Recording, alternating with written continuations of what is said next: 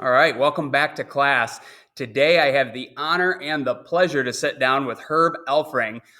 He is an American military veteran and served really through the whole war in the Pacific for World War II and then some. And I'm going to go through and talk about ask him about his experiences from leading up to World War II and the Pearl Harbor attack during the war, and then recapping where life took him afterwards. So, welcome, Herb. Thank you for coming in. Thank you for your service. Why don't we start out with you were born in 1922, correct? Correct. Yeah. Could you talk a little bit about just any memories you have from your childhood, where you were from, and experiences kind of from the Great Depression time leading up to World War II? Sure. I was born in Watertown, South Dakota, on a farm about 6 miles out of town. And our farm was just small, and we did the farming with horses. And of course, we had all the animals that a farm usually has, like cows and horses and sheep and pigs and chickens, and just enough acreage, I guess, to stay alive for the time being. However, I was born in 22, but along comes 1932 when the country doesn't get much rain, and the price of things seems to be going to pot, and as a result, my dad wasn't able to pay the interest on the mortgage, and we lost the farm. It actually resulted in breaking up the whole family. I went and stayed with an uncle from having lost the farm. My mother and two of the sisters went to the neighbors, and another sister went to another uncle. And anyway, the whole family was split up for a year until my older sister, who lived and her husband next door, heard about a project starting in Montana, and we happened to have an aunt and family, and also my mother's mother living in Montana. My mother's mother went to Montana way back several years earlier and did homesteading in Montana. So we still had an old Buick car, and somehow we still had a trailer, I guess, of some kind, and we put a few of our belongings in the trailer and hitched it up to the old Buick and headed for Montana in about September of 1933, I guess.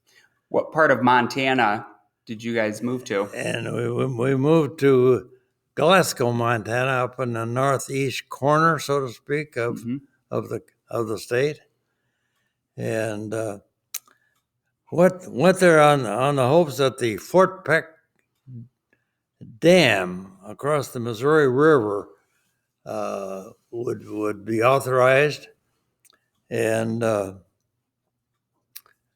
in the meantime, then we would stay with my aunt and family and my grandmother, and the project was authorized, and my dad was able to get a job for 40 cents an hour on that project. And as a result, we moved toward the project, and we kids were able to go to school there, to a country school. A lot of our kids, when you factor in inflation over the time, have a hard time getting it in their head how much 40 cents an hour would be in the context of the 1930s. Was that pretty good money at the time? Well, I suppose it was the standard wage for an hourly person. I know that I drove a tractor, for a farmer for $1 a day, and food and lodging, of course, but $1 a day. Yeah. And how old were you at that time? Well, let's see. In 1933, I would be 11. 11, yeah. And the year I was 12, I can remember driving a 1530 tractor with lug wheels pulling a combine for almost 30 days, close to 30 days, I guess it was. I know that I just barely had enough strength to start the engine on the tractor. Did you But, enjoy Montana overall? Did you feel like it was a good experience there? Or? there again, as a kid, you go with the flow, I Yeah. guess it was, and we certainly didn't have anything extra to brag about. And, Were you pretty remote where you lived, or was there any decent sized towns near you, or was it very rural? I assume. well, the Fort Pike Dam project was really out in the country, Mm-hmm. and the nearest town then would probably be Glasgow, which was about, I think, 12 miles. Mm-hmm. All right. Anyway, a road had to be built from Glasgow to Fort Peck when the project was authorized, Mm-hmm. and a big power line had to be built, of course, Yeah. for bringing power into the project. And that would have been a part of like FDR's New Deal project. Was that one of Yeah, those programs? yeah, you could put it under that. Yep. Yep. So, how did you end up enlisting in the U.S. military? What's kind of your story there for how life took you that way? Yeah, in Montana, all the young guys when they could, they would join the National Guard just to earn a few bucks on drill weekend, and also when they went to camp in the summertime, it was a 2 week camp where you got full time pay. And then Yeah. on the basis of $21 a month, I guess. Uh-huh. I don't remember exactly. So you were initially enlisted in the National Guard, correct? In Montana. In Montana. And then when I moved to California, that enlistment was just erased, I guess, because I joined the National Guard in California. Mm-hmm. So initially in the National Guard, what did that entail? That wasn't full time, correct? Was it a weekend a month, 2 weeks a year, kind of how it is today? That's exactly right. Yeah. For the 2 weeks, no, the whole company at that time, Company G out of Glasgow, would go to Helena, Montana, where we held our 2 week encampment every year. Mm-hmm. Yeah. Okay. Then did you just get transferred to California, or did you actually move and then re-enlist? Moved and re-enlisted, Moved and re-enlisted. and the Montana service was forgotten about. Yeah. Mm-hmm. Mm-hmm. So I know eventually you find your way out to Hawaii at the naval base or near the naval base of Pearl Harbor. How did you end up getting transferred out there from the California National Guard? Well, by joining the California National Guard and going to the weekend drills and yearly 2 week drills, why the California National Guard was just simply activated full time, Mm-hmm. September 16th, 1940. Mm-hmm. So at that point, just for the students that are watching, in case they don't have the timeline clear in their head, World War II was going on in the Pacific and in Europe, but America was not involved yet. I don't know how to explain the war in the Pacific at that time, but the Japanese were pestering China and other places, and they wanted to lock in areas that had oil. I know that.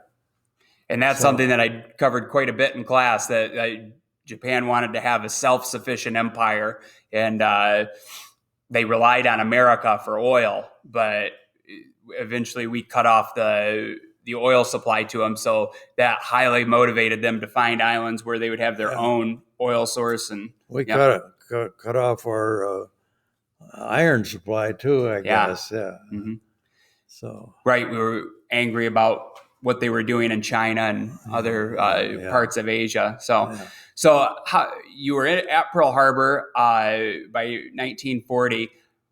Was it on your radar at all? Were you concerned that Japan might attack or that America might get drawn into World War II? Or what were your thoughts? As at that time, being a private in the Army, you don't get what the up and up was talking about, Mm-hmm. and you don't really pay too much attention. Mm-hmm. Actually, you think more about your daily work, and then am I going to get a pass to go to Honolulu on the Sure. weekend or something like that? Did you enjoy So, being stationed in Hawaii? well, I guess I did, Yeah. because the ocean was always for a lot of fun to swim in the ocean. Sure. And I became acquainted with a local family. She was a school teacher and taught a class in our company on of taught typing. Uh-huh. I got to know the family pretty well. So that family would invite couple of us, to their home on a weekend Mm-hmm. occasionally. Very good. Sounds like that would have been a pretty good experience prior to the war breaking out. And Yes, it was an yeah. excellent experience. Yeah. So now if we skip ahead to the morning of December 7th, 1941, you were stationed there. Of course, it was a surprise attack. We weren't expecting that to happen. Could you just kind of go through and recap your memories and experiences from the day of the Pearl Harbor attack? Well, up until the Japanese arrived on December 7th, 1941, why it was a Sunday that day, and in camp, no one has any really specific assignments except for maybe a few guard positions. Everybody else is either sleeping or they're staying overnight in Honolulu or something like that.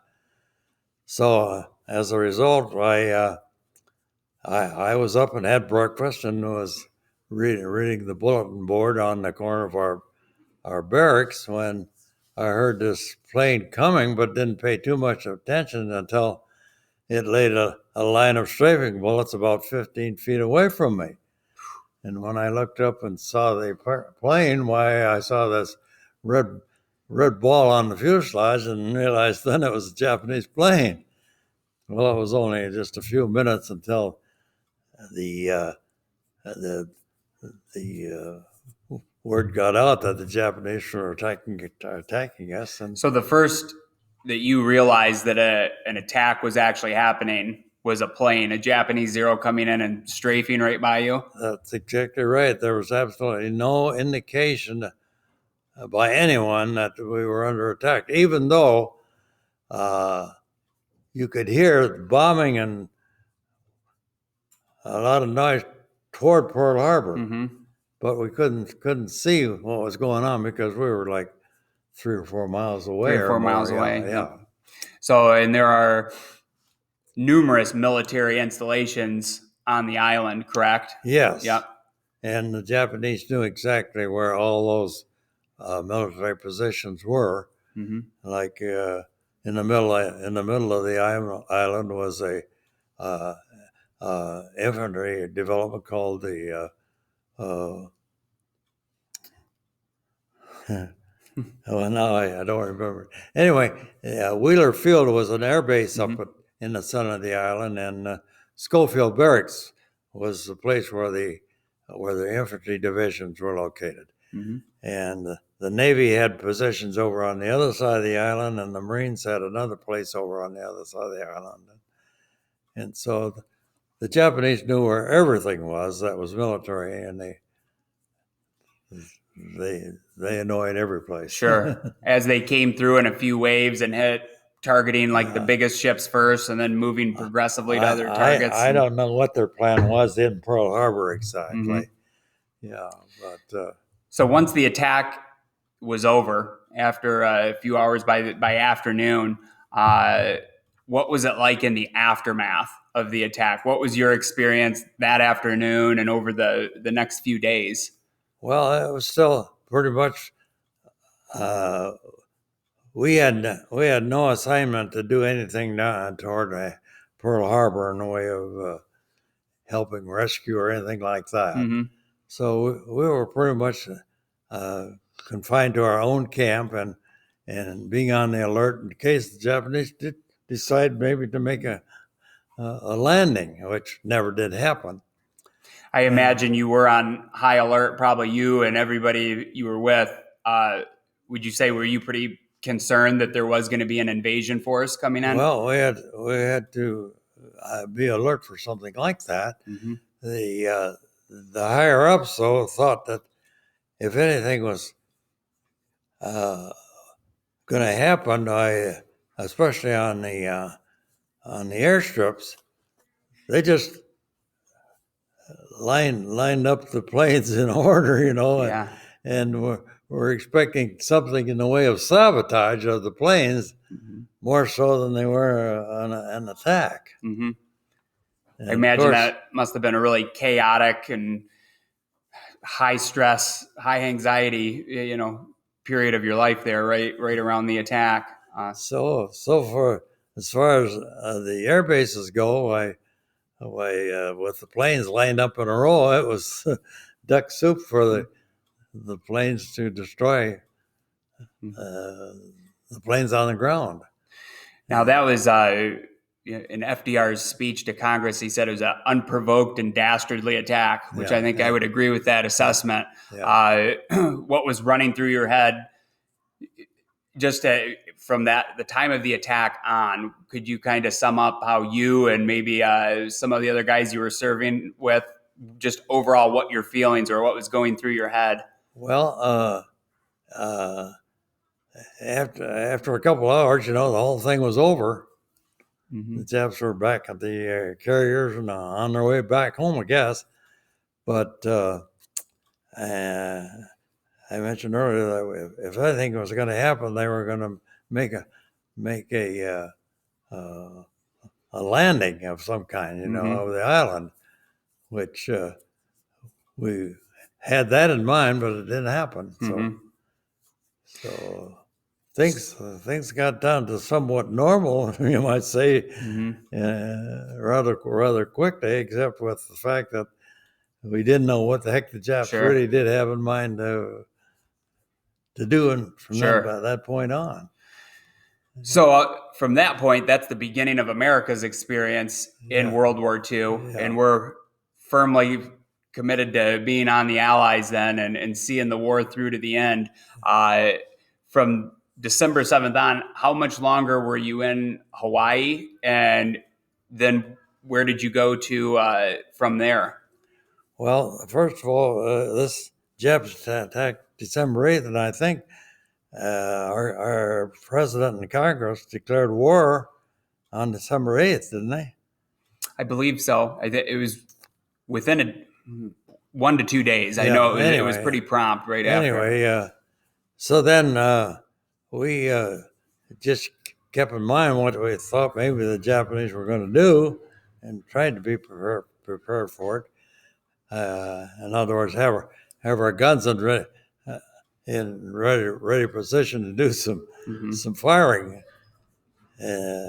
On the morning of December 7th, the guns were just lined up in a row, ready to be pulled someplace else Sure. for some kind of operation. But had no chance to really make an attack, a counterattack of any kind Mm-hmm. for any of the planes that strafed our camp, anyway. Mm-hmm.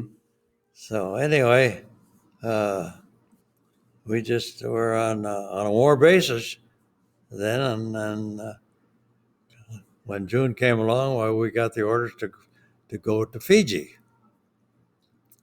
For any And of the students that might not be aware where Fiji is, that's a smaller chain of islands out in the kind of central Pacific too, which if you went and looked at it at a map, which I did pull up after speaking with you prior to the recording, it looks like it's pretty close to Pearl Harbor or to the Hawaiian Islands, but in actuality, it's quite a ways away, thousands of miles. But both are situated out kind of in the middle of the Pacific. Yeah. How long of a ship voyage was it for you to go from Hawaii to Fiji? That I really don't recall how many Mhm. days that was. It probably was 4 to 6 days, I Sure. suppose. Yeah. And it's below the equator quite a ways. Yep. And of course, that's an occasion when service people cross the equator. You know. Yeah. What was the weather like in Fiji? It was very mild, Mhm. very no snow. No, they don't get any snow down there. Yeah, I imagine. It's not far enough south to get snow, you Uh-huh. know. And What was your overall experience there, just in terms of the climate, what the island was like, and the local people?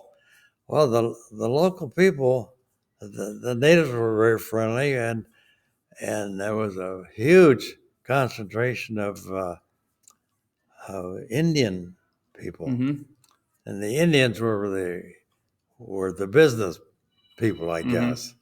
So when you say Indian, Uh, Hind, so you said there was an Indian population in Fiji that were kind of some of the business people. I assume you mean when you say Indian, like people from actually India over in Asia, correct? yeah. Yep. Uh, would you say were they pretty friendly too? Did you get to know many of them, or not really? Uh, uh, got to know just very few, Mm-hmm. and uh, I know right next to our camp there was a family of Indians, and they had an oxen, a team Mm-hmm. of oxen that they used to plow their fields and Sure. plant their corn and potatoes and Uh whatnot. huh. Uh, Now Fiji's pretty remote. What were your lodgings like there? What were you staying in well, army barracks or? to start with, of course, we stayed in tents when we arrived in Honolulu and went to a, a place called Fort Shafter, and an army post that was established there, but had extra ground for us to pitch our tents until it was arranged for us to go to the Camp Malakoli location, Mm-hmm. where we also started out with tents, but we built a our own barracks Mm-hmm. to live in, and that's what we were living in when the Japanese hit Pearl Harbor. Mm-hmm. Yeah. All right.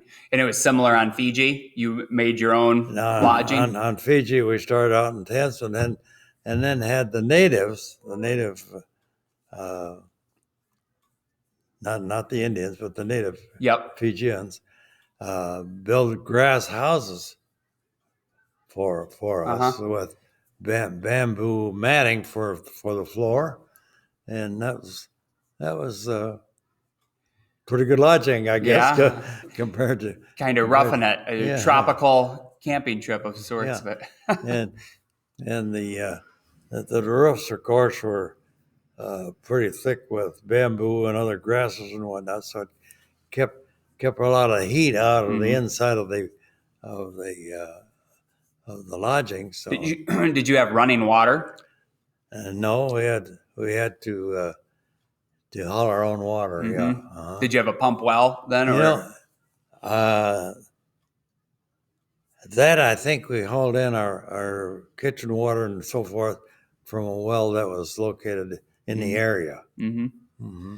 So Fiji is kind of positioned for students watching this. It looked like approximately halfway between the Hawaiian Islands and Australia. So you're out there, kind of in the South Pacific, kind of a strategic location. What was your unit's purpose? What was their mission there?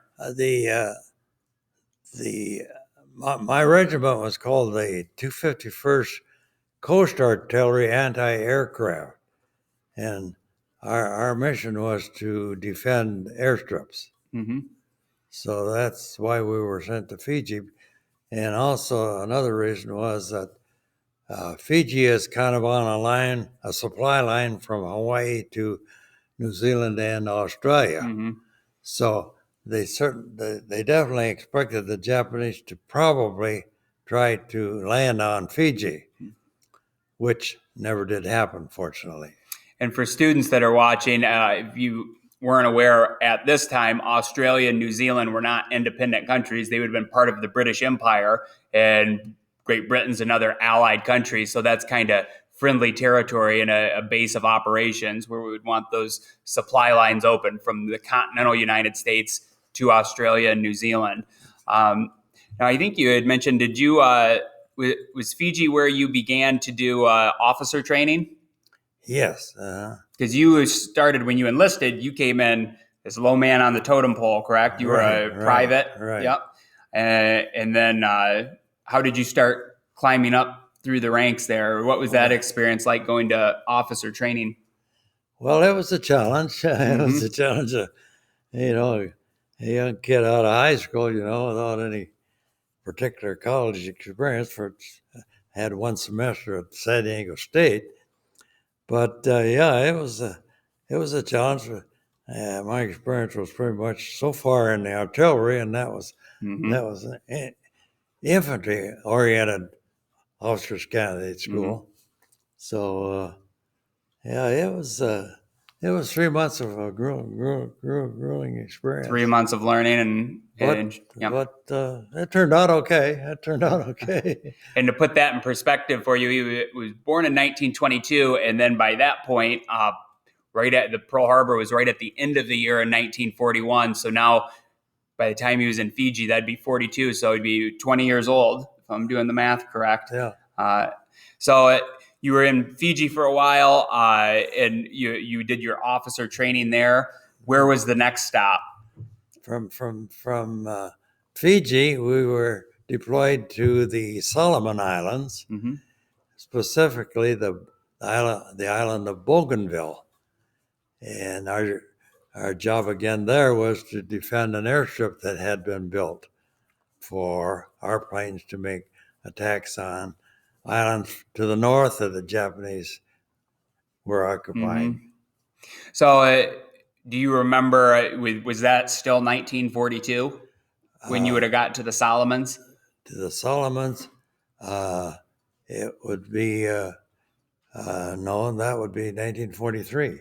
Okay, on into 43 now. 43, yeah. So, and for students that usually everybody knows a little bit about World War II prior to coming into my class, and as we're covering it right now, it's easy to think from our vantage point where we're at in history, we know the Allies win the war and America comes out on top. But when you go back to 1942, early 1943, that was a time where it seemed like everything kind of hanged in the balance, and the conclusion of the war was far from decided at that point.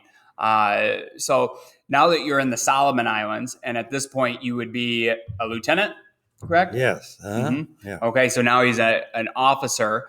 How long were you in the Solomons for, and could you just sum up your overall experiences there?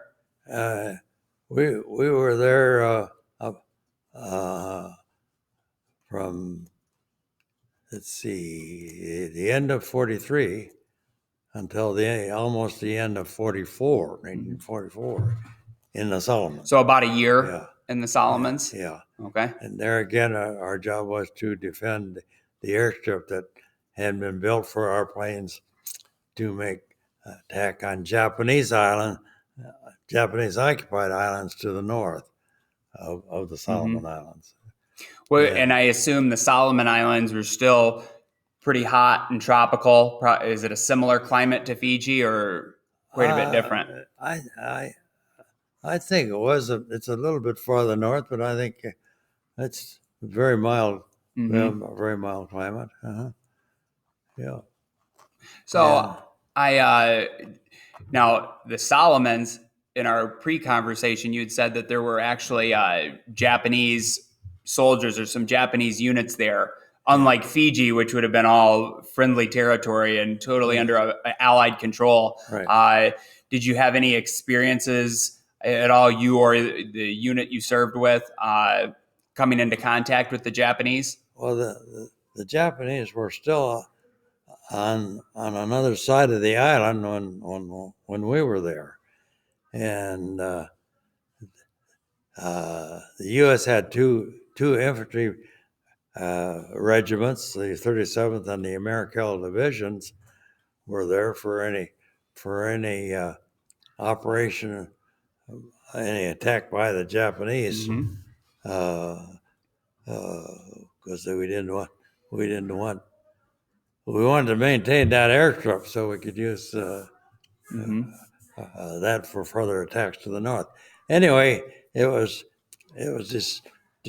found out that the Japanese were planning to come and attack the location that we occupied there on the island of Bougainville. And apparently it was a fairly cloudy night, and it was determined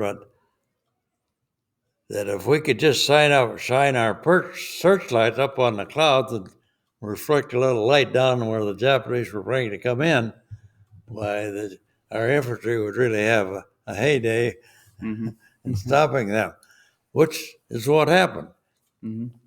So they mounted an attack trying to take the airfield. Yeah, is that correct? And our infantry regiments were prepared for them, and completely wiped them out. Wiped out any of the attackers. Yeah. Okay. Uh-huh. So that would have taken you. You were in the Solomons until about 1944, early in 1944. Until I think probably early December, late November. Okay. When we were deployed from Bougainville to the Philippine Islands, and that took several days to get there. Sure. Anyway, we landed on the island of Luzon in the Philippines on January 9th, 1945. So it sounds like your experience is something I would mention in class in my lectures. The Pacific Ocean is so vast. It's the largest ocean on Earth, and it can be deceiving looking at a map, but it's a great expanse out there. And the American strategy was kind of called island hopping, going from one island to another, because you didn't have planes or equipment that was long range enough to say just leave from California and go directly fight or bomb Japan. So we had to get bases that were in closer to the Japanese homeland. Now, so you leave from the Solomon Islands, and Luzon, which is in the Philippines, was your next stop. And the Philippines were American territory prior to the war that the Japanese had taken right after Pearl Harbor, correct? I think you had mentioned in our conversation ahead of time that you experienced a kamikaze attack. Yes. On that ship voyage. So on the way to the Philippines from Bougainville. Yeah, one evening, one lone Japanese airplane was circling the convoy, and every ship on the convoy, I think, was firing at this one plane. Anyway, when the plane decided it picked out a target to destroy, why it came down and was aiming for the ship directly across from my ship. But I assume because of so much flak in the air and so forth, it might have possibly hit that airplane, because it did not hit its target. It hit just behind the ship that it was aiming at. And it broke into flames and sank. And no harm. I'm sure that was a disconcerting feeling seeing that come in. Yeah. And for students that aren't aware, typically in a kamikaze, it's a suicide mission where a Japanese pilot is fulfilling his duty and honor by trying to go take out a full American ship. And you figure the exchange, if you could take out a ship or damage it so badly it couldn't be used, that's a big piece of equipment, and you're just trading off one plane and one pilot for it. But often they would pack those planes full of explosives and then try to come in and hit the ship. So Right. how many ships were in that convoy? Do you remember? Well, there was three rows of ships, and there was Mm-hmm. probably 3 or 4 ships in each row. Mm-hmm. So we were making a big landing on the Philippines. Quite a big operation then. And our job was, once we got there, was to protect Clark Airfield. Yep, I'm familiar with Clark. That's a famous name. Yep, on the Philippines. Yeah, I think MacArthur was stationed out of there prior to the Pearl Harbor attack, if I remember right, or he was there. Someplace in there. He escaped the Philippines on a submarine. I guess you probably heard about that. Yeah. I shall return. So once you're in the Philippines, could you sum up your experience there? This is getting kind of in the home stretch of the war, and we're getting closer to Japan. Yeah, actually the Japanese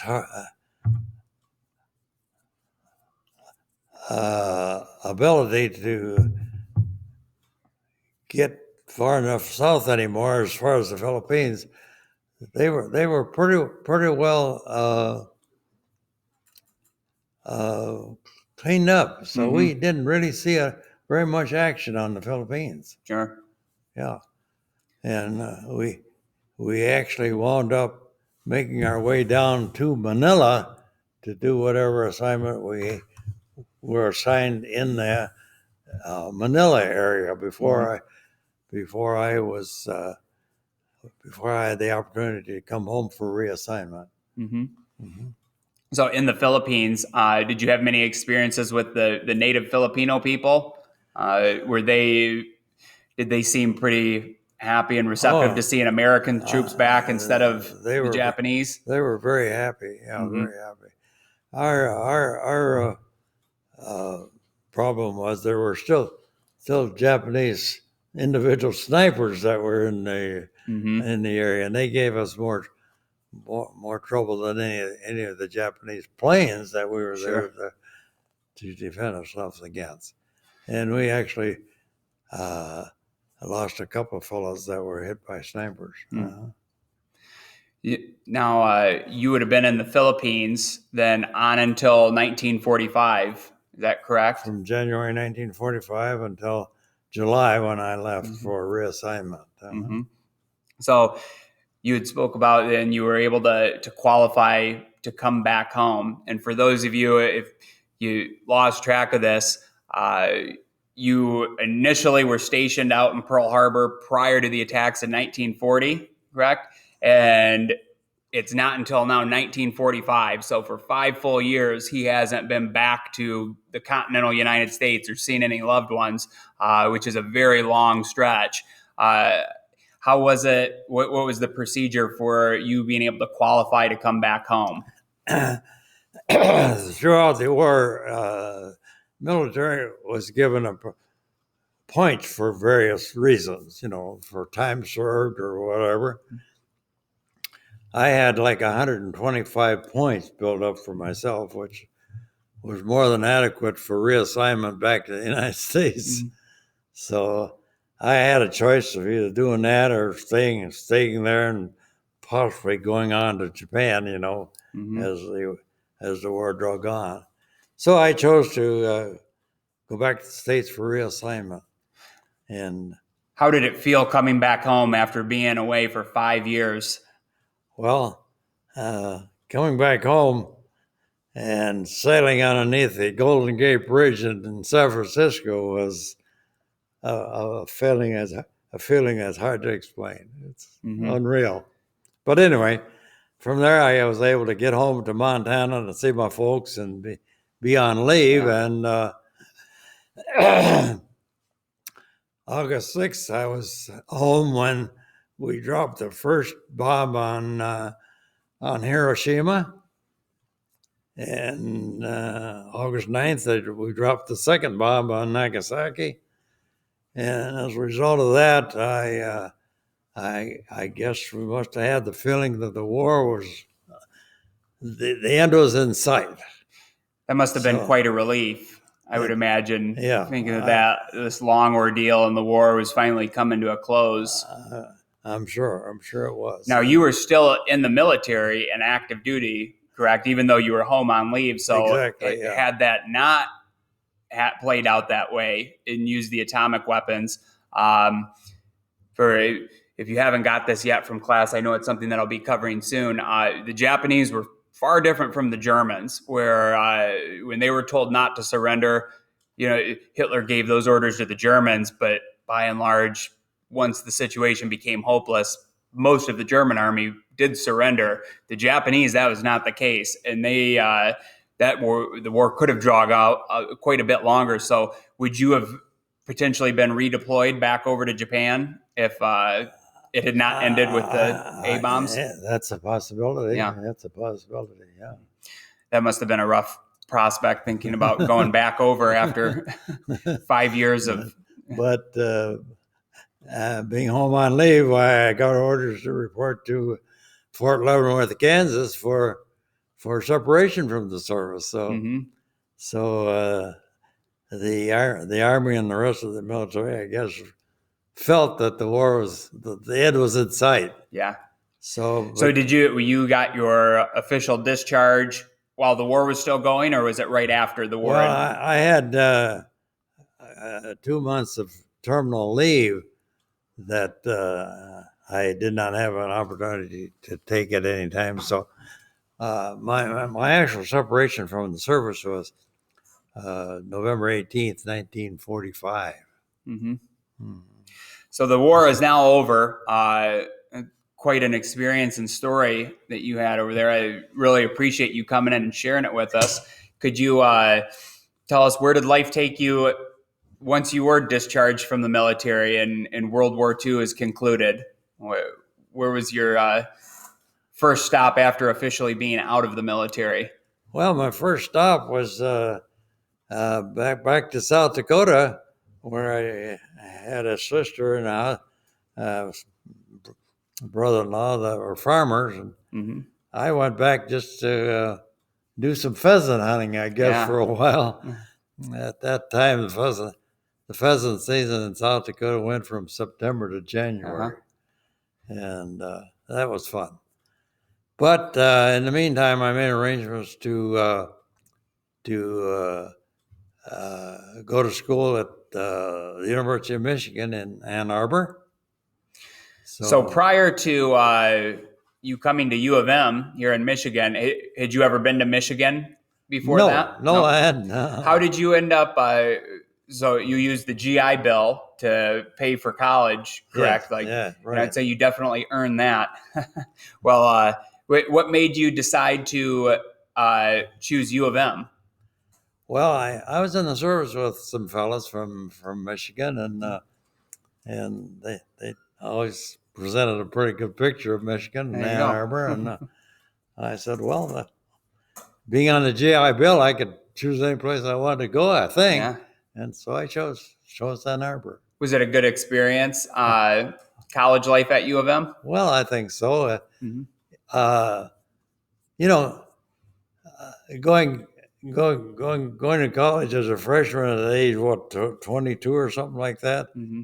is quite different than going out of high school. So Mm-hmm.